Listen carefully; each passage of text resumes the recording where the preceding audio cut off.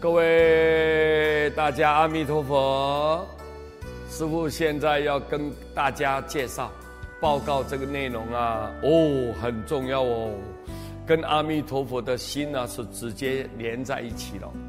这句话告诉我们，阎浮罪业不堪停啊。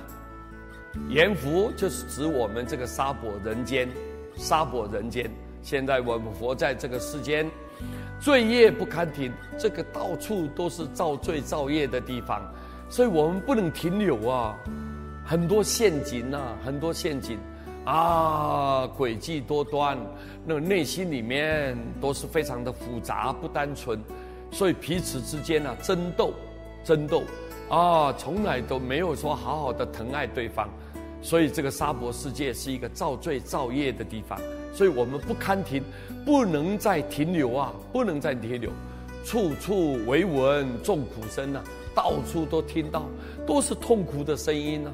你看灾难特别多，有时候孩子打爸爸妈妈，有时候兄弟姐妹为了争财产互相就吵闹了上法院去彼此就这么去相告了，去告去了。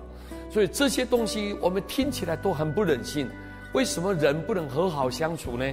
就造成这一种很痛苦的局面，每一个人都唉声叹气的，所以处处为闻众苦声啊。尤其是生老病死，那是更痛苦。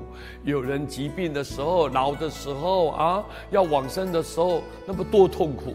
这个时候怎么办呢？原来世间的真相是这样，真相它的内幕隐藏着很多的危机，我们如何解除它呢？如何不受这些纠缠？我们不如专念弥陀号，我们倒过来赶快要专心的持念阿弥陀佛的名号。为什么？因为阿弥陀佛在这一种你是处在一个非常肮脏非常的污秽的地方，污秽的地方就是完全都是不清净的地方，那你怎么能够跳脱呢？阿弥陀佛说没关系，你念我的名号，我就救度你，我就救度你，所以让你能够离开了这样痛苦的地方，往生极乐，今生直到宝莲城啊！